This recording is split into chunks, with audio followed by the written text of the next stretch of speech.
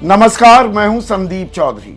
आज सीधा सवाल में मैं बात करने वाला हूं नई सरकार की और नई संसद की, और सात समंदर पार से, लंदन से यह चर्चा मैं करने वाला हूं। 20 दिन पहले नतीजे आए, 4 जून को नतीजे आए थे। एनडीए की सरकार तीसरी बार बनती फिर से दिखाई दी, लेकिन जो ताल ठोकी जा रही थी, अब की बार बीजेपी 370 पार, एनडीए 400 पार, उसके आसपास भी नहीं थी। बीजेपी को बैसाखियों की जरूरत पड़ी। बीजेपी अपने दम पर बहुमत हासिल नहीं कर पाई। बहुमत के आंकड़े से 32 दूर रह गई बीजेपी। आज से 15 दिन पहले सरकार का शपथ ग्रहण समारोह भी हुआ राष्ट्रपति भवन में, और आज जो नई संसद है, नई लोकसभा, 18वीं लोकसभा, उसकी कार्रवाई, उसका पहला सत्र भी शुरू हो गया। शपथ ग्रहण समारोह हुआ, बतौर सांसद शपथ ली गई। यह कल भी सिलसिला शुरू जो आज हुआ है जारी रहेगा, और 26 तारीख को स्पीकर का चुनाव भी होने वाला है। इसको लेकर पहले से ही पेशबंदी हो रही है, ना सिर्फ एनडीए खेमे में बल्कि एनडीए बनाम इंडिया की लड़ाई भी चल रही है।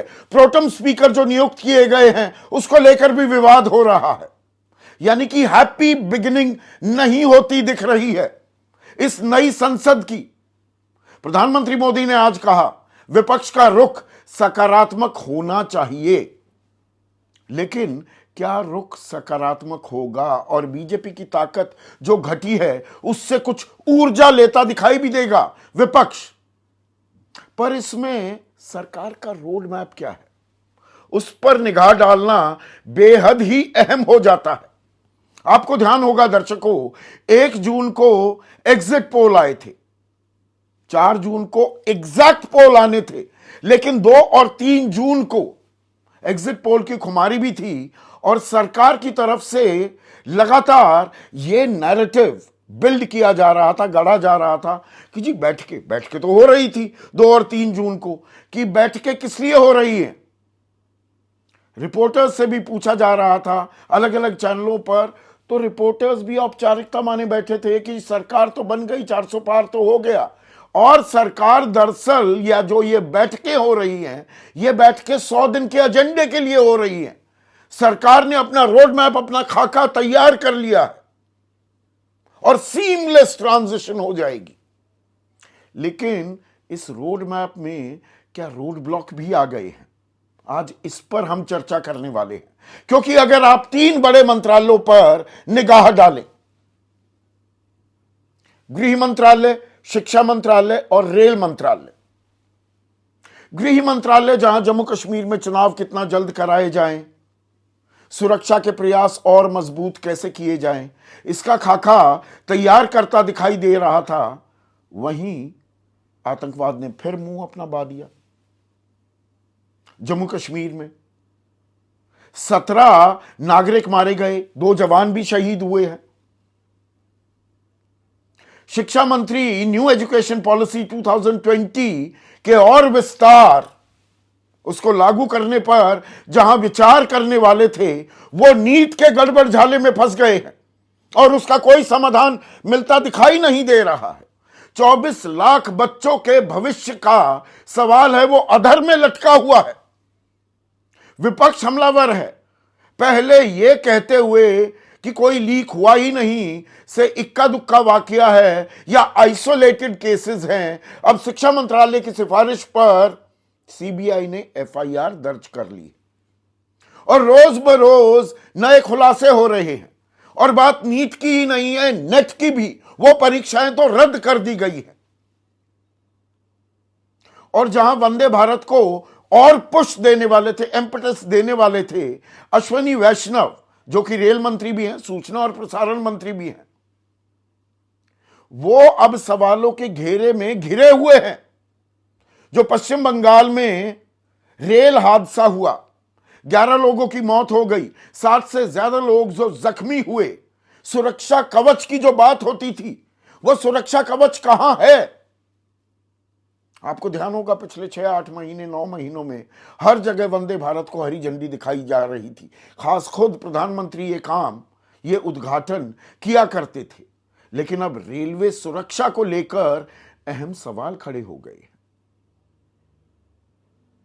और बाकी मंत्रालयों की भी बात करें, नंबर 2 है सरकार में रक्षा मंत्री राजनाथ सिंह। अब मेक इन इंडिया पर जोर देने की बात है, डीआरडीओ को मजबूत करने की बात हो रही है। तो ये जो रोड मैप था, इसमें जो ये रोड ब्लॉक आ गए हैं, ये 100 दिन के एजेंडे को क्या डिरेल भी कर सकते हैं? विपक्ष आज संविधान की किताब लेकर आया संसद में, तो संविधान को जी बदलना दें। जो एक नैरेटिव गढ़ने में कामयाब हुई थी विपक्ष भी, विपक्षी पार्टियां भी, उसे वो आगे बढ़ाने से पीछे हटती नहीं दिखाई दे रही है। प्रधानमंत्री मोदी ने 50 साल पहले का वो 25 जून का दिन भी याद किया। आपातकाल जी लगाया गया था, अब ऐसा नहीं होने वाला है देश में। यह ताल ठोकी प्रधानमंत्री मोदी ने, जबकि विपक्ष पिछले 10 सालों को अघोषित आपातकाल बता रहा है। तो यानी कि कोई कदम ताल तो होती दिख नहीं रही है आने वाले दिनों में। और 24 जून से लेकर 3 जुलाई तक यह सत्र है। इसके ठीक बाद बजट सत्र भी होने वाला है, क्योंकि हमारा जो बजट पेश किया गया था 1 फरवरी को, वो तो इंटरिम बजट था। अब पूर्णकालिक बजट भी आना है। रुपया लगातार कमजोर भी हो रहा है, महंगाई की मार फिर से महसूस की जा रही है, बेरोजगारी एक बड़ी समस्या बनी हुई है। तो 100 दिन के रोड मैप में सबसे इंपॉर्टेंट क्लूज, जो संकेत और संदेश मिलने वाले हैं, वो बजट में मिलने वाले हैं। और बजट में पुरानी नीतियों को ही आगे बढ़ाया जाएगा। Good economics is bad politics and bad politics is good economics. ये इस तरह की बातें जो होती हैं, तो अर्थशास्त्र और राजनीति में कदम ताल एक समन्वय सरकार कैसे बांध पाती है, आने वाले दिन इस बात की भी गवाही देने वाले हैं। ऐसे में आज का सीधा सवाल, संसद का पहला शो झांकी, अभी बजट सत्र बाकी, और 100 दिन का रोड मैप बनाम रोड ब्लॉक, विपक्ष देगा शॉक। और चर्चा में मेरे साथ देश के सबसे वरिष्ठ पत्रकार आज मौजूद हैं। मेरे साथ राकेश शुक्ला हैं, वो किसी परिचय के मोहताज नहीं हैं। इसके अलावा मेरे साथ विनोद अग्निहोत्री वरिष्ठ पत्रकार हैं, साथ ही साथ दिबांग किसी परिचय के मोहताज नहीं, आशुतोष वरिष्ठ पत्रकार हैं, सत्यहिंदी.com नाम का डिजिटल प्लेटफॉर्म चलाते हैं, नीरजा चौधरी वरिष्ठ पत्रकार हैं, और सीधी बात करने वाले प्रभु चावला भी इस चर्चा में जुड़ चुके हैं। और प्रभु, पहला सवाल, सीधा सवाल, आप सीधी बात जो करते हैं, सीधा सवाल मेरा, 18वीं लोकसभा का पहला दिन, चरण शुरू हो गया है। 100 दिन के रोड मैप की बात हो रही थी, लेकिन वो रोड मैप जमीन पर उतरता दिख रहा है या रोड ब्लॉक साफ सामने मुंह बाए खड़े दिख रहे हैं? संदीप, रोड मैप तो बड़ा क्लियर है। रोड मैप के अंदर ये है कि झगड़ा होगा, टक्कर होगी, आपस में गाड़ी एक ही लाइन पे चलेगी, उधर से जाने वाली है, इधर से जाने वाली है। क्या है कि अपनी लेन में चलने के बजाय दोनों एक ही लेन में चल रहे हैं, एक जगह आकर के टकराएंगे जरूर। जो अभी मैंडेट मिला है, उस मैंडेट के हिसाब से बड़ा स्पष्ट है कि मैंडेट लगभग बराबर है। अगर 298 उनको मिली है, तो बाकी लोगों को भी इतनी सीटें मिली हैं, पहले से ज्यादा है। तो हमेशा डेमोक्रेसी का बेसिक प्रिंसिपल क्या कहता है कि government must have, majority must have its say, and opposition government must have its way and opposition must have its say. That's a golden principle democracy की। विपक्ष को अपनी बात रखने का मौका मिलना चाहिए और सरकार को अपनी बात पास कराने का तरीका आना चाहिए। इन दोनों में लगता है कि कहीं ना कहीं कन्फ्रंटेशन हो रहा है। डेमोक्रेसी का बेसिक प्रिंसिपल दोनों तरफ से तोड़ा जाता है। माई वे और हाईवे वाली बात जो चल रही है, परंतु जो आज दिखाई दिया, जो रंग दिख रहे हैं, जो सरकारी पक्ष की ओर से जिस तरह की भाषा बोली जा रही है, मेरे को लगता नहीं है कि सरकारी पक्ष अपने आप को माइनॉरिटी गवर्नमेंट को मान करके चलता है, बीजेपी के लोग पर्टिकुलरली। उनकी भाषा में अभी भी कोई परिवर्तन नहीं हुआ है, वो तो ऐसे ही मान के चल रहे हैं जैसे उनको 400 मिल चुकी है। तो जब तक उनके सोच में नहीं आता किसी किस्म का कि पिछले 15 दिनों में जिस तरह सरकार के फेलियर के इंडिकेशन हैं, हर जगह पर कुछ न कुछ हो रहा है, नीट के ऊपर हुआ, रेलवे एक्सीडेंट हुए, बाकी काम भी हुए, तो मेरे को लगता है 100 दिन का मैप जो आप रोड मैप की बात करते हैं, उसमें रोड ब्लॉक तो डालने की बात ही नहीं है। रोड मैप ही ऐसी बना है जिसके अंदर दोनों को कोई आने जाने का कोई फ्लेक्सिबिलिटी नहीं छोड़ी है। तो डेमोक्रेसी के अंदर जो एक तरह से होता है कि स्ट्रांग ऑपोजिशन, प्राइम मिनिस्टर ने कहा है कि वो अपना कंस्ट्रक्टिव ऑपोजिशन की बात करेंगे, ये दोनों तरफ से ऑफर आनी चाहिए। हालांकि राहुल गांधी ने पहले भी कह दिया, रोज भी कहते हैं कि हम तो आवाज उठाएंगे हमारी गरीब जनता की, नीट की, स्टूडेंट्स की, वो भी अग्रेसिव कन्फ्रंटेशन भाषा में बोलते जा रहे हैं। तो मेरे को लगता है कि उनके पास नंबर ज्यादा होने की वजह से, और ये बात याद रखिए कि ऑपोजिशन के लोग चुनकर के जो आए हैं, महुआ मथुरा से लेकर के जो कड़ी मुड़ीदर लोग देख करके आए हैं, वो बड़ी अग्रेसिव विमेन, जो एक किस्म विमेन का ग्रुप जो है, महिलाओं का ग्रुप ऑपोजिशन के अंदर बहुत अग्रेसिव है। उनको कंट्रोल करना पाना बहुत मुश्किल है रूलिंग पार्टी के लिए। 12-15 ऐसी महिलाएं चुनकर के आई हैं जिनकी लड़ाई करने की कैपेसिटी है पार्लियामेंट्री डेमोक्रेसी के अंदर, और अच्छी पार्लियामेंटेरियन है। मेरे को लगता है कि 100 दिन के अंदर पार्लियामेंट के अंदर आप देखेंगे कि कन्फ्रंटेशन ज्यादा होगी, बिजनेस कम होगा। उसको किस तरह से संभालना है गवर्नमेंट के ऊपर, ये डिपेंड करता है। अगर कंप्रोमाइज नहीं करते, कन्फ्रंटेशन ज्यादा होगी, विरोध ज्यादा होगा और कंसेंसस, आम सहमति कम होगी। प्रभु आप ये कह रहे हैं उसमें सबसे पहला कदम इसका कारण भाई प्रोटेम स्पीकर को लेकर ही प्रभु विवाद होने लगा। 2 दिन बाद स्पीकर का भी चुनाव होना है। वो कितनी अहम कड़ी होगी कि शांतिपूर्ण तरीके से समन्वय के साथ संसद चल पाए। देखो, स्पीकर जी चलाता है हाउस को, स्पीकर तो रूलिंग पार्टी का हमेशा रहता है। एनडीए में अगर कोई कंसेंसस बन जाता है तो ऑपोजिशन को उसके ऊपर कोई ऑब्जेक्शन नहीं होना चाहिए। परंतु जो खतरनाक बात हुई है कि 2019 से लेकर के 2024 तक डिप्टी स्पीकर इस हाउस के अंदर नहीं रहा, इतिहास में कभी नहीं हुआ है। तो डिप्टी स्पीकर हमेशा ऑपोजिशन का आदमी रहता है लगभग। उसके ऊपर जब स्पीकर नहीं होता तो डिप्टी स्पीकर कुछ ना कुछ काम करता है, तो सदन चलाता है, जिसमें ऑपोजिशन कई बार चांस मिल जाता है। इस बार तो बिरला साहब खुद ही बैठ रहे 24 घंटे, जब भी सेशन हुआ कोई डिप्टी स्पीकर नहीं था। एक पैनल बनाया होता है अध्यक्षों का, उसके अंदर भी बहुत तरह के ऐसे के लोग होते हैं जिससे सदन नहीं चलता। पर तो डिप्टी स्पीकर न चुनना भी एक इंडिकेशन है कि आप 2019 की जो आपकी पॉलिसी थी, कन्फ्रंटेशन करनी है, ऑपोजिशन को एकोमोडेट नहीं करना है, ये उसकी कंटिन्यूटी है पॉलिसी में। सरकार की कंटिन्यूटी भी है, पॉलिटिक्स की भी कंटिन्यूटी है। सरकार के तेवर की भाषा, सरकार की बाकी और अपोजिशन की भाषा में, दोनों में टकराव की भाषा ज्यादा है, कंसेंसस की भावना बहुत कम है। इसलिए मेरे को लगता है कि ये संसद जब तक बैठ करके दोनों बात नहीं, सत्ता पक्ष और विपक्ष में टकराव तो जग जाहिर होता है, टकराव तो होगा प्रभु, लेकिन क्या एनडीए खेमे में अब बीजेपी अपने दम पर, अपने बलबूते 272 का आंकड़ा नहीं है उसके पास, तो उसे बैसाखियों की जरूरत है। वो नीतीश कुमार हो या चंद्रबाबू नायडू, तो स्पीकर पद को लेकर विपक्ष बनाम सत्ता पक्ष वो एक लड़ाई है। पर with in the ruling coalition, सत्ता पक्ष के भीतर ही क्या सब कुछ ठीक है? आपको लगता है कि स्पीकर के पद को लेकर जो सलवटें या दरारें दिख रही थी अंदर खाने में, क्या वो सुलझा ली है? मेरे को लगता है सुलझ गई है, क्योंकि चंद्रबाबू नायडू की पार्टी की तरफ से, नीतीश कुमार की पार्टी की तरफ से कोई भी इस तरह की आवाज नहीं निकल रही है। लगता है कि कहीं मटकोत हो, मेरे को नहीं लगता वो सॉर्टल हो चुका है ऑलरेडी। उसके बदले में उनकी डील क्या हुई है वो सब सामने आएगी। स्पीकर के अलावा मेरे को लगता है कि पार्लियामेंट्री डेमोक्रेसी के अंदर कई बार एक्सपीरियंस पार्लियामेंट्री अफेयर्स बहुत काम करते हैं। किरण रिजिजू को बनाना पार्लियामेंट्री अफेयर्स मिनिस्टर और मेघवाल के ऊपर बिठा देना। मेघवाल बड़े सीनियर रहे हैं, आईएएस ऑफिसर भी रहे हैं, उसके अलावा बाकी लोग भी पार्लियामेंट्री अफेयर्स के अंदर जो रहे हैं। किरण रिजिजू वो उस तरह के स्ट्राइकिंग बैलेंस नहीं करते जो प्रमोद महाजन कर सकते थे, या सुषमा स्वराज कर सकती थी, या बूटा सिंह कर सकते थे कांग्रेस जमाने के अंदर। उस तरह के पार्लियामेंट्री अफेयर्स मिनिस्टर जो रहे थे, जिनका हर पार्टी के अंदर कुछ ना कुछ घुसपैठ होती थी, बातचीत करते थे। हालांकि Arun Jaitley leader of the opposition थे, फिर उनकी भी घुसपैठ रूलिंग पार्टी के अंदर होती थी, वो भी करा लेते थे।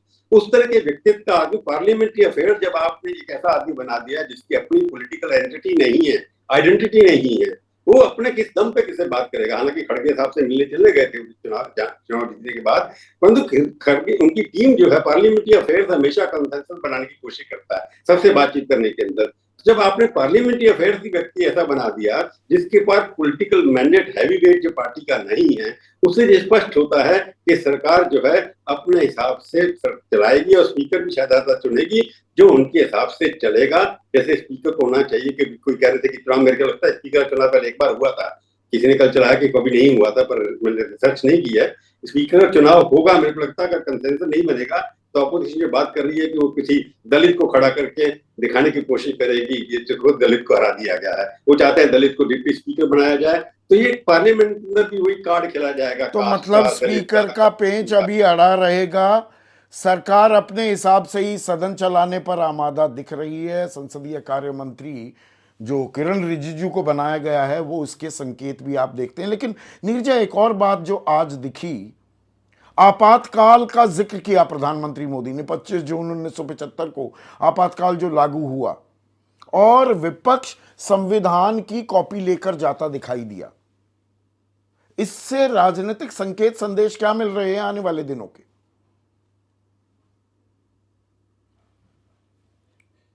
आप मेरे से पूछ रहे हैं? जी, हेलो। जी नीरजा। जी जी जी। या मुझे लगता है प्रधानमंत्री के भाषण में जब उन्होंने बोला, पहले तो बोला कि तीसरा टर्म है, उसकी बहुत अहमियत है। क्या अहमियत है? 60 साल के बाद कोई व्यक्ति तीसरी बार शपथ लेने जा रहा है, उसको मद्देनजर नहीं करना चाहिए।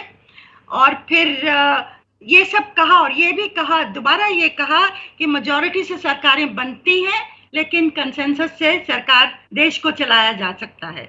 तो ये भी उन्होंने एक बार पहले बोला था जीतने के बाद। और कंसेंसस की बात करना तो लगा कि हाँ, कोalition सरकार के मुखिया एक कंसेंसस की बात कर रहे हैं देश को चलाने की, पर उसके तुरंत बाद उन्होंने इमरजेंसी का जिक्र किया। और कॉन्स्टिट्यूशन का जिक्र करते समय, क्योंकि ऑपोजिशन का स्लोगन, नैरेटिव सब कॉन्स्टिट्यूशन ही था पूरे चुनाव के दौरान, और कॉन्स्टिट्यूशन का जिक्र करते उसको नैरेटिव बनाने की वजह से ही ऑपोजिशन को इतनी सीटें आई, दलित उनकी तरफ मुड़ा देश के कई हिस्सों में। तो फिर से पलटवार किया प्रधानमंत्री ने ऑपोजिशन का कि कांग्रेस ने किस तरह इमरजेंसी लागू की थी। एक बहुत डार्क चैप्टर था हिंदुस्तान की हिस्ट्री का। तो जैसे ही हमने सुना ना कि इमरजेंसी का इन्होंने किया, तो वो तो ऑब्वियस था कि टकराव की तरफ स्थिति बढ़ने जा रही है। अब आप और मैं जानते हैं, जब पार्लियामेंट मिलता है तो इससे एक दिन पहले हम लोग चर्चा यही करते रहे हैं ना, हाउस चलेगा कि नहीं चलेगा। और कितने सालों से हम देख रहे हैं हाउस नहीं चलता कई बार, और ज्यादातर नहीं चलता, पूरे सेशंस वॉश आउट हो गए हैं। और अब तो इस बार तो वाइब्रेंट ऑपोजिशन है, स्ट्रॉन्ग ऑपोजिशन है। वो एक छोटी सी चीज को भी नहीं जाने देगा कि प्रोटेम स्पीकर आपने किसको बनाया, और अगर बनाएंगे तो हमारा कोऑपरेशन नहीं होगा उस स्पीकर के साथ। तो क्या 8वें टर्म वाले के सुरेश को नहीं होना चाहिए था, मनीषपत मिश्र महताब को 7वें टर्म वाले? एक वैलिड मुद्दा है। तो कहीं ना कहीं प्रधानमंत्री दिखा ही रहे हैं कि मेरी चलेगी, जैसे मेरी चलती थी अब भी मेरी चलेगी। तो कहाँ गिव अप करने की बात नहीं। और जेपी नड्डा को लीडर ऑफ पर राज्यसभा बना इसमें देना, जैसी जेपी मेरी नड्डा के चलती बारे में थी आरएसएस की वैसे ही मेरी चलेगी, नीरजा जो आप कह रहे हैं वो संकेत देने की जो प्रधानमंत्री कोशिश कर रहे हैं। और इसमें देखिए 1 जून के बाद जिस दिन एग्जिट पोल के अनुमान जो आए थे और गदगद होकर बीजेपी ने 100 दिन के रोड मैप की भी ताल ठोक दी थी, पर रोड मैप में रोड ब्लॉक भी तो सामने है। सरकार अपने मन के हिसाब से तो चलाएगी, लेकिन इनमें भी सिलसिलेवार तरीके से देखें। सबसे पहले अगर हम नीट की ही बात करें, नीट तो गले की हड्डी बन गया है। ये 24 लाख छात्रों के भविष्य का सवाल है। इसमें सरकार पहले ना करते हुए कि कोई लीक नहीं हुआ, फिर इक्का दुक्का कोई आइसोलेटेड केस है, और अब सीबीआई से एफआईआर कराती घूम रही है। तो ये तो एक बड़ा रोड ब्लॉक आ गया ना सरकार के सामने, नीरजा। बिल्कुल। नीट को लेके तो नीट यूजी, नीट पीजी, जो सारे जो स्कैम सामने आ रहे हैं पेपर लीक को लेके, उससे तो नौजवान तबका सिर्फ दो, आपने जैसे कहा तकरीबन 2.5 लाख अफेक्टेड ही नहीं है, और बहुत स्टूडेंट का जो वर्ग है वो बहुत ही एजिटेटेड है। आज जो यूथ वर्ग है वो एजिटेटेड है कई स्टेट्स में। तो कहीं ना कहीं इसको कैसे एड्रेस करेंगे? हालांकि एजुकेशन मिनिस्टर ने कहा है कि कमेटी बना दी है, सीबीआई को जान दे रहे हैं, ये सब करने की कोशिश है, पर शुरुआत ही एक ऐसे ज्वलंत मुद्दे से हुई है ना पार्लियामेंट की। और जैसे आपका स्क्रीन कह ही रही है, कई और चीज है, रेल एक्सीडेंट है, कई और चीजें सामने, अग्निवीर का जो कि मामला था जो कि सामने आया था इलेक्शन के दौरान, और एलाइज जो है भाजपा के आज सरकार में, जनता दल यू और पार्टियां, उन्होंने बहुत मजबूती से उठाया है। इसके बारे में क्या करने जा रहे हैं? और दूसरी बात मैं कहूंगी, सिर्फ एलाइज के साथ किस तरह का रिश्ता रहने वाला है वो रिफ्लेक्ट होगा ही होगा इस पार्लियामेंट के अंदर। पर आरएसएस की तरफ से जो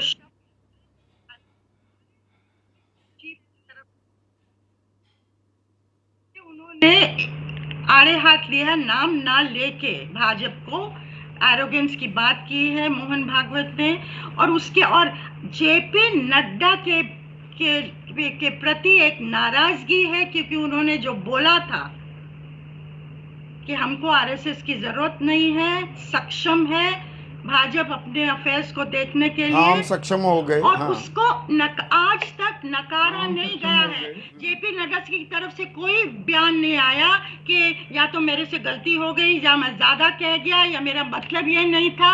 ऐसा कोई स्पष्टीकरण नहीं आया है सरकार की तरफ से, या बल्कि जेपी नड्डा को बाकायदा केंद्रीय मंत्री भी बना दिया गया है और राज्यसभा का नेता भी नियुक्त कर दिया गया है। लेकिन इसी बात को दिबांग आगे भी बढ़ाएं, सवाल नीट का ही नहीं है। सवाल, जैसा अभी नीरजा जिक्र कर रही थी, आरएसएस के सरसंघ चालक ने मणिपुर का भी जिक्र किया। भाई चुप्पी क्यों साधे बैठे हैं? नीट पर भी प्रधानमंत्री अभी तक कुछ नहीं बोले हैं, मणिपुर पर कुछ नहीं बोले हैं।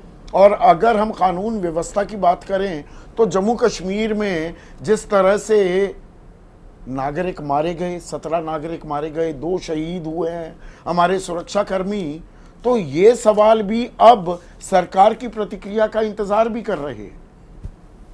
जी हाँ, बिल्कुल। और जिस साफगोई से, आप देखिए जिस तरह से उन्होंने अपनी बातें रखी, सीधा टॉपिक पर आते हुए, बिना लाग लपेट के अपनी बात कही, वो एक ज़रूर दिखाता है कि सब कुछ ठीक नहीं है। वहाँ भी एक तरीके से खींचतान अंदर खाने कहीं ना कहीं मची हुई है, और वो खींचतान ज़रूर मैनिफेस्ट होगी जिस तरह से पार्टी काम कर रही है। आज जो हमें दिखाई दिया संसद में, अगर आप देखें जिस तरह के नारे लगाए गए शेम के, जब प्रधान अपना शपथ लेने जा रहे थे, और नीट को लेकर जो शेम के नारे उनको लगाए गए वो उनको सहने पड़े।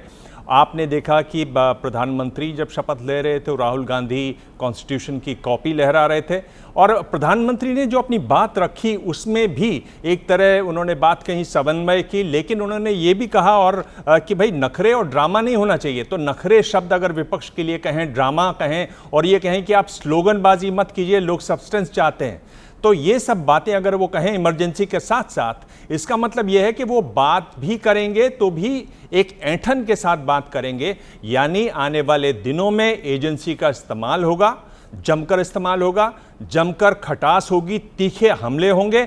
और मैं बता रहा हूं कि जो विपक्ष के खेमे में वो पार्टियां हैं, यानी अगर वाईएसआर कांग्रेस के 4 लोग देखें, आप देखें कि 3 लोग आम आदमी पार्टी के हैं, उनको हड़पने की, उनको अपने साथ मिलाने की एक बड़ी कोशिश चलेगी, अपने नंबर पूरे करने की कोशिश चलेगी। तो एक बहुत आक्रामक सरकार आपको दिखाई देगी, क्योंकि नंबर जरूर कम है, लेकिन ये एहसास नहीं है कि हमारे नंबर कम है। तो इस हालत में आप वही करेंगे जो आपको अपनी शक्ति दिखानी है। सरकार का आक्रामक होना वो सरकार का अख्तियार है, वो आक्रामक तेवर दिखाएं वो उनका अख्तियार है। लेकिन ये आक्रामक तेवर, इनकी धार थोड़ी कुंद इस बात को लेकर, ये नीट का मामला हो, जम्मू कश्मीर में आतंकी हमला हो, या पश्चिम बंगाल में रेल हादसा हो, भाई पिछले 9 महीने में आप देखेंगे वंदे भारत और उसके विस्तार की योजना थी, 100 दिन के रोड मैप में हर जगह प्रधानमंत्री हरी झंडी दिखा रहे थे, लेकिन अब तो रेलवे के सुरक्षा कवच को लेकर सवाल उठ गए कि कहां है वो सुरक्षा कवच, क्यों ये दुर्घटनाएं रुकने का नाम नहीं ले रही। तो धार कुंद भी हो रही है क्या? सरकार आक्रामक है, पर दूसरी तरफ की भी एक कहानी है। दूसरी तरफ भी एक कहानी है, लेकिन मेरे ख्याल से जिस तरह की सरकार है वो कुंद नहीं होगी। हम ये सब कह के ये लगा रहे हैं हिसाब कि ये सरकार अब कुंद होगी, लेकिन आज जिस तरह के तेवर दिखाई दिए उससे साफ है कि किसी भी तरीके से कहीं भी कुंद नहीं होगी। हाँ, सहयोगी जहां जहां अनकंफर्टेबल होंगे, यूसीसी का मुद्दा पहले 100 दिनों में आता था, अब नहीं सुनाई दे रहा है वो। इस तरह के कई सारे मुद्दे हैं जो अभी ठंडे बस्ते में रहेंगे। लेकिन मैं आपसे कह रहा हूं कि अगर प्रधानमंत्री ये कह रहे हैं कि स्लोगन की बात न करे विपक्ष, ये 100 दिन का क्या मसला है संदीप? आपको अगर चुनकर आया है, चुनकर जो आप आए हैं वो 1825 दिन के लिए आए हैं, आप 100 दिन का नारा क्यों लगाते हैं? ये वो चीज नहीं है। सरकार ऐसे फट से काम नहीं करती है। बड़ा देश है, आपको पहले तो आंकड़ा गिनना है कि कुल आपके कितने लोग हैं। आपको याद है कि 2021 का सेंसस अभी तक नहीं हुआ है, आपको वो जोड़ना है, लोगों को गिनना है। आप क्यों नहीं वो करते हैं? क्या आप कास्ट सेंसस करेंगे उसके साथ? क्या सेंसस आप इसलिए रोक रहे हैं क्योंकि कहा यह गया है कि जो डिलिमिटेशन होगा वो 26 के बाद का जो पहला सेंसस होगा उसके आधार पर होगा? क्या आप उसलिए रोक रहे हैं? बड़े सवाल वो भी हैं। आप 100 दिन की बात करके एक स्लोगन लगा रहे हैं, मेरे ख्याल से उससे बचना चाहिए। सरकार को 5 साल के लिए चुना गया है और सरकार को 5 साल के लिए योजनाबद्ध तरीके से, बड़े तरीके से काम करना चाहिए। ये पीस मील 100 दिन का हम ये करेंगे, बाकी क्या होगा? आप कह रहे हैं कि नहीं हम 150 दिन, पहले उन्होंने चुनाव के दौरान कहा कि नहीं हमने 100 दिन का बनाया था, अब हमने आगे भी बना दिया है। मेरे ख्याल से इस सब से बचना चाहिए। और अगर आप देखते हैं, और आप चूंकि साफ देखते हैं, इस पर सवाल उठना चाहिए कि भाई आप 100 दिन का क्या मतलब है, बाकी 1725 दिन क्या होगा, उसका क्यों नहीं लक्ष्य तय होता? बड़ा जरूरी सवाल यह है। आपने जो पूछा कि क्या होंगे, नहीं, तीखे तेवर हैं, ये एहसास नहीं होने देंगे कि हम कमजोर हैं। एक तरीके से जो कयास लग रहे थे कोलिशन की वजह से, बैसाखियों की वजह से, ये कमजोर दिखाई देंगे, ढीले दिखाई देंगे, नहीं दिखाई देंगे। ये जो कमजोरी है वो उसको अपना एग्रेशन से उसको कवर करने की कोशिश करेंगे, और यहीं टकराव की बात होगी, यहीं लड़खड़ाने की बात होगी, यहीं आपके जो कार्यक्रम हैं वो एक से एक ज्यादा रोचक होते भी जाएंगे। तो पीछे बैकफुट पर आती हुई सरकार नहीं दिखाई देगी, चाहे उसके पास बहुमत ना हो। बहुमत अब गठबंधन को मिली है। लेकिन 100 दिन की जो बात कह रहे थे आशुतोष दिबांग, 100 दिन का रोड मैप तो खैर छोड़िए, अभी असल रोड मैप की बानगी तो हमें जो आम बजट, पहला आम बजट नई सरकार का जो पेश होगा, उसमें भी तो एक झलक दिखेगी ना कि सरकार अब किस राह पर आगे चलने वाली है।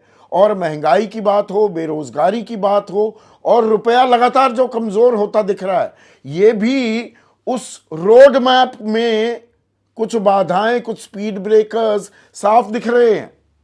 और इसमें सरकार इन्हें कैसे टैकल करती है वो देखने वाली बात होगी, अहम बात होगी।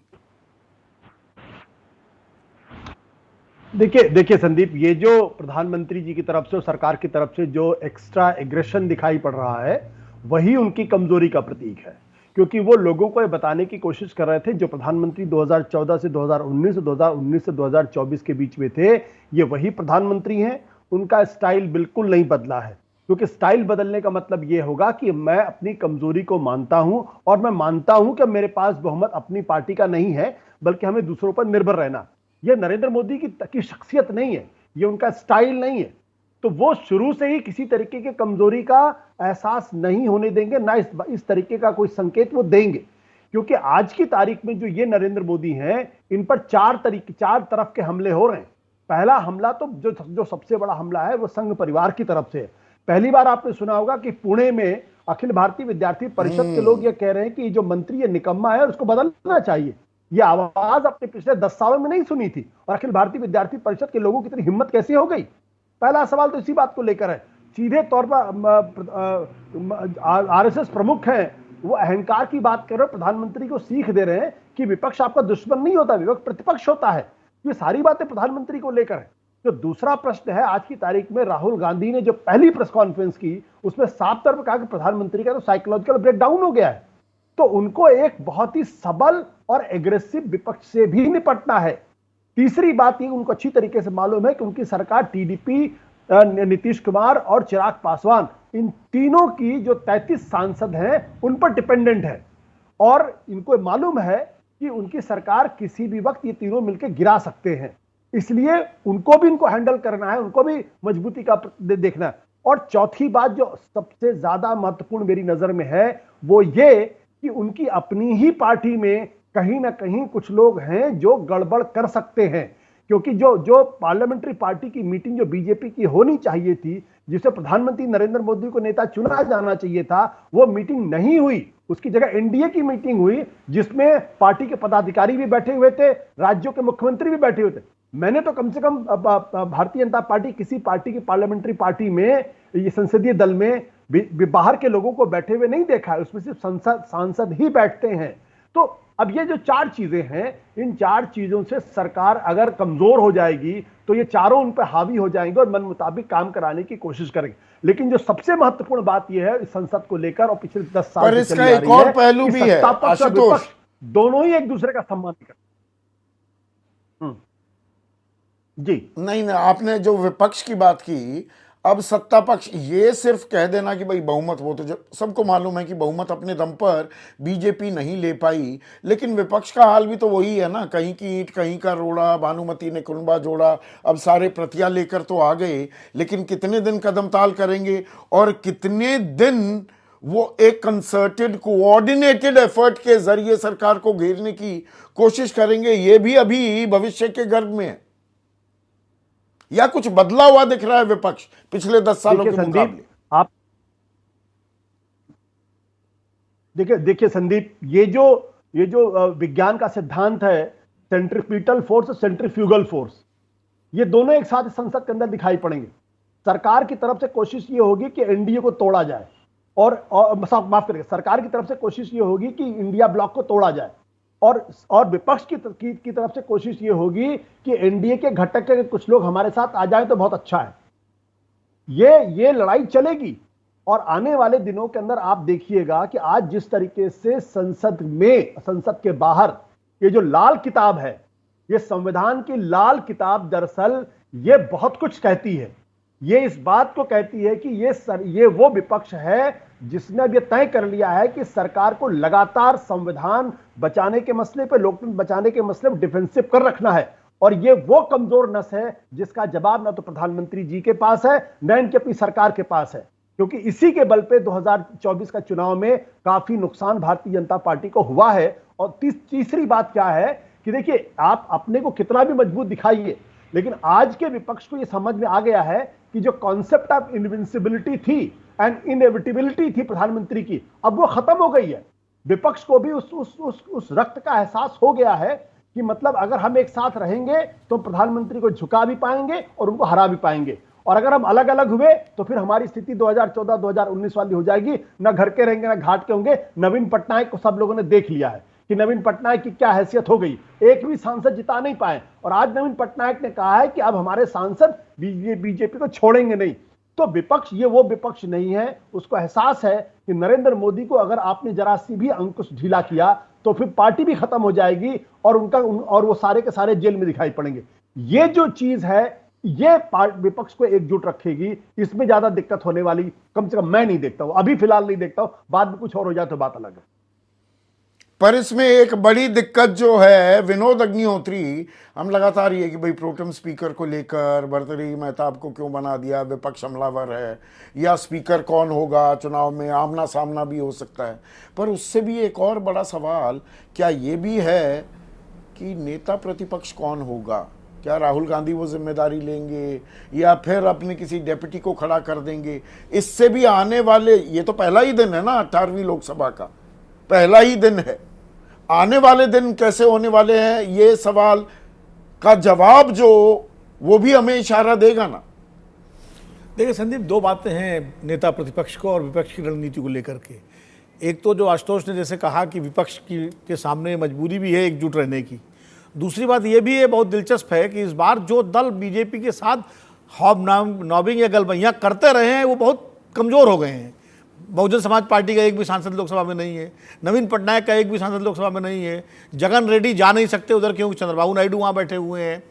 बाकी जो बड़े दल हैं, Congress, Samajwadi party, TMC, DMK, ये और शिवसेना, यूबीटी और शरद पवार, राजनीतिक परिस्थितियाँ ऐसी हैं कि इनमें से कोई भी बीजेपी के साथ जाने के लिए तैयार नहीं होगा और उनको अपने अपने राज्य में अपनी ताकत बढ़ानी है। तो मुझे लगता है कि विपक्ष को तोड़ना इस बार पहले की अपेक्षा बहुत मुश्किल होगा, इतना आसान नहीं होगा जो राजनीतिक परिस्थितियां हैं।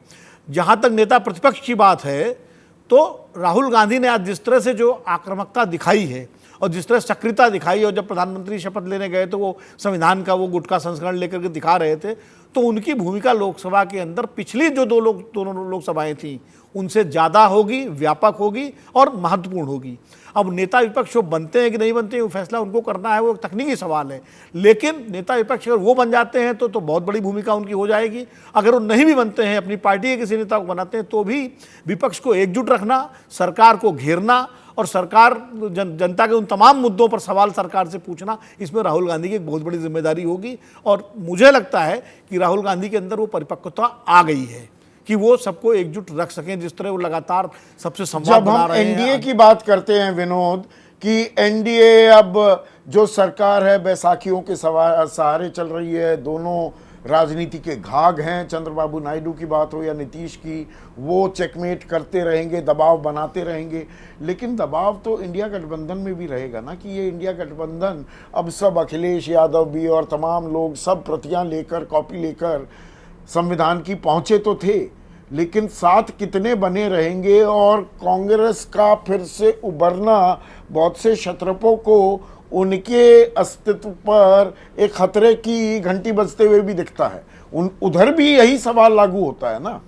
नहीं, निश्चित रूप से विपक्ष के ऊपर एकजुट बने रहने का दबाव है और चुनौती भी है, क्योंकि सरकार और भारतीय जनता पार्टी जिस तरह से जो उसकी प्रकृति है, प्रधानमंत्री जिस तरह से दिखा रहे हैं, जता रहे हैं कि वो वही है नरेंद्र मोदी जो 2014 से 2024 तक रहे हैं। इसलिए ये उम्मीद न की जाए कि वो बहुत उदारता से या बहुत झुक करके सरकार चलाएंगे। वो सरकार अपने तरीके से चलाएंगे, चाहे सरकार 2 साल चले चाहे 5 साल चले। इसमें वो कोई, ये उन्होंने प्रोटेम स्पीकर के फैसले से ही सरकार ने जता दिया है। जहाँ तक विपक्ष की बात है, देखिए कांग्रेस का उभार वहाँ हुआ है, दक्षिण में डीएमके को कोई चिंता नहीं है कांग्रेस के उभार से। ममता बनर्जी को बंगाल में कांग्रेस का कोई उभार नहीं हुआ, उनको कोई चिंता नहीं है। उत्तर प्रदेश में कांग्रेस का उभार हुआ है, वो अखिलेश यादव के सहयोग से हुआ है। और उत्तर प्रदेश में 2027 के जो विधानसभा चुनाव होने हैं, अखिलेश जी और कांग्रेस दोनों को समझ में आ गया है कि एकजुट रह के लड़ेंगे तो वो भाजपा का मुकाबला कर पाएंगे और चुनाव लड़ पाएंगे, शायद जीत भी दर्ज करा ले। महाराष्ट्र की परिस्थिति ऐसी है कि अघाड़ी एकजुट रहेगा तभी वहाँ जीत पाएगा, अगर बिखर गया तो नहीं जीत पाएगा। इसलिए वहाँ जो जमीनी परिस्थितियाँ हैं वो विपक्ष को एकजुट रहने के लिए विवश करती हैं। कुछ तो जो आशुतोष ने कहा या और हमारे मित्रों ने कहा कि सरकार अगर ज़्यादा ताकतवर हो गई, विपक्ष कमज़ोर हो गया तो फिर सबके लिए अस्तित्व का संकट हो जाएगा। और दूसरा, अपना जो भावी राजनीतिक भविष्य है वो भी उनको एकजुट रहने के लिए विवश करेगा। राकेश, ये रोड मैप की जो बात हो रही थी, उसमें ये जो रोड ब्लॉक हैं, कौन किस पर ज़्यादा हावी होता दिखाई दे रहा है? संदीप भाई, सबसे पहले तो ये जान लीजिए कि सरकार की दशा राष्ट्रपति के अभिभाषण से स्पष्ट होगी और विपक्ष की दिशा नेता प्रतिपक्ष से स्पष्ट होगी। तो ये दोनों चीज़ें जब स्पष्टता के साथ सामने आएंगी 27 जून के बाद, उससे आपके बजट सत्र की जमीन तैयार होगी।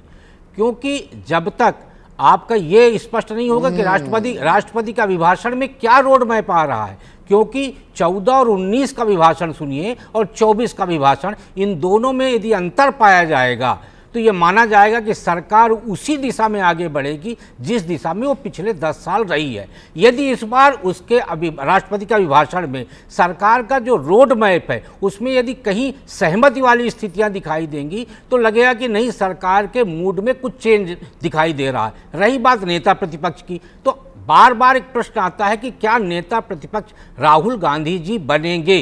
तो यदि राहुल जी बनते हैं नेता प्रतिपक्ष तो सबसे पहला मूल प्रश्न ये आएगा कि क्या राहुल जी सदन में जम के बैठेंगे, क्योंकि 2004 से 24 तक जो सदन में उनकी उपस्थिति Exactly. बहुत औसत उपस्थिति उनकी रही है। यदि वो नेता प्रतिपक्ष बनेंगे तो उनको मॉनिटर बनने के साथ सारा क्लास अटेंड करना पड़ेगा, जो अभी तक उनके स्वभाव में दिखाई नहीं दिया।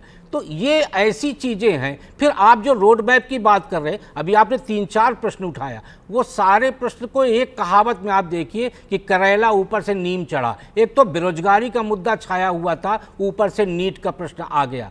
तो उसमें हम सिर्फ 24 लाख बच्चों को न देखें, बल्कि 75 लाख परिवारों को हमें देखना होगा। फिर रेल दुर्घटना की आपने बात की, मैं रेल मंत्रालय लंबे समय तक कवर किया हूँ।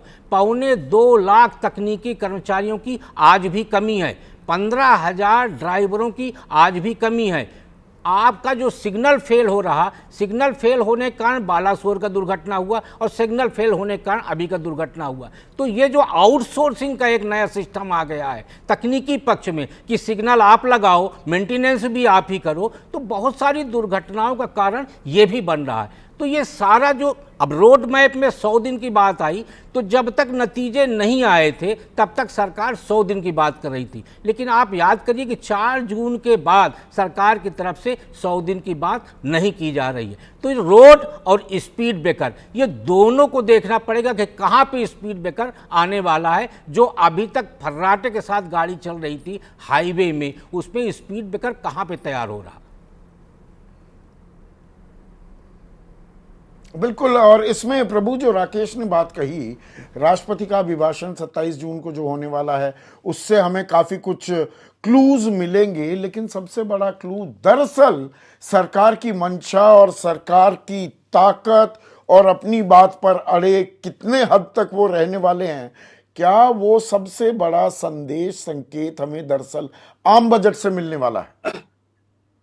संदीप, राष्ट्रपति का भाषण हमेशा पहले से लिखा जाता है। जो भाषा बोली जा रही, जो मंत्री बोल रहे हैं, वो सब उसके अंदर होगा।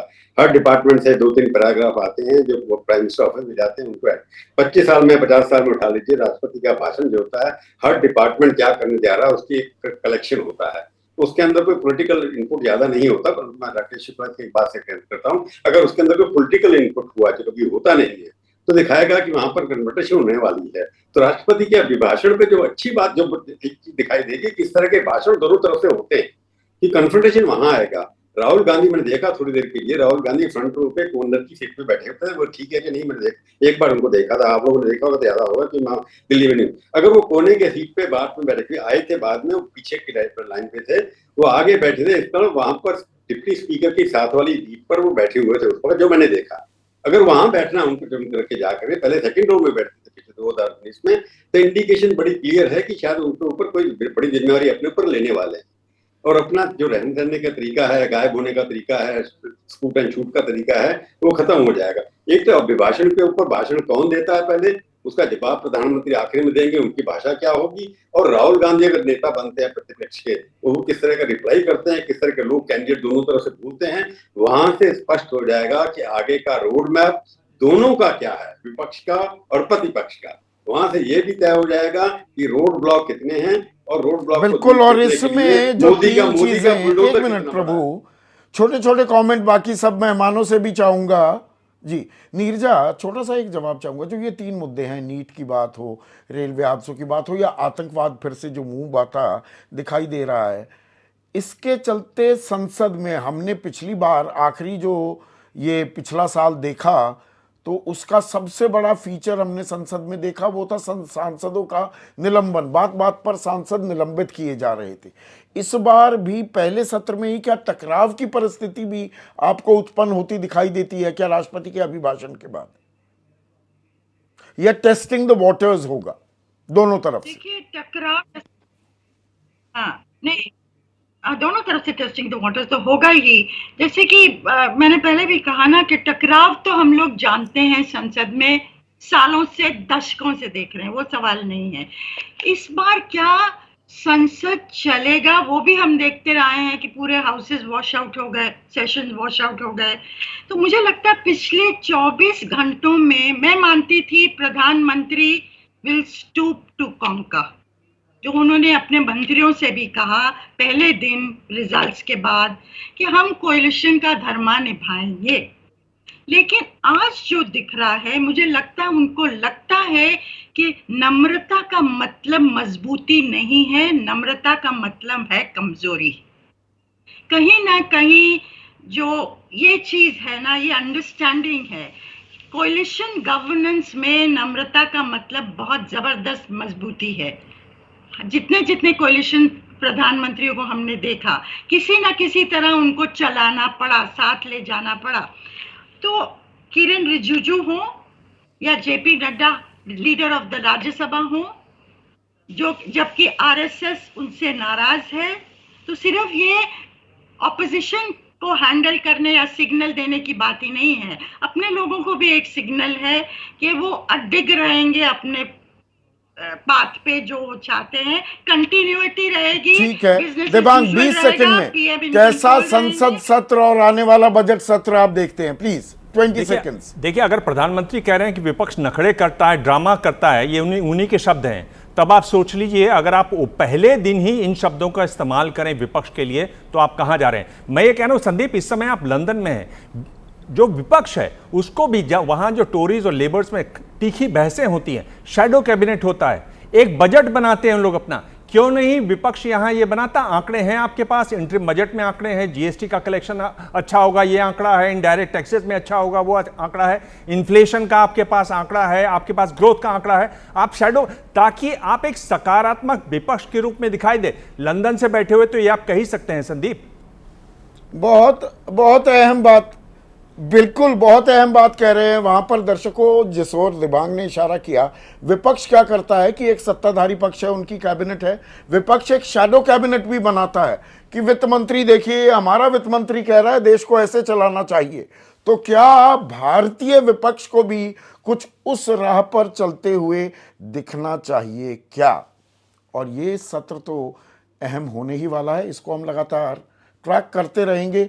तो नई लोकसभा 18वीं लोकसभा का पहला सत्र शुरू हो गया है, हंगामेदार होने के आसार हैं, उसी पर चर्चा कर रहे थे प्रवीण झांझी हैं हमारे दर्शक, दिल्ली वासी हैं। इनका कहना है कि सकारात्मक सिर्फ विपक्ष को नहीं, सत्ता पक्ष को भी रहना चाहिए, क्योंकि चुनकर तो हमने ही भेजा है। कदमताल कीजिए और देश को विश्व गुरु बनाने की ओर जाइए, सिर्फ अपनी राजनीतिक रोटियां ना सेकिए। आज सीधा सवाल में बस इतना ही।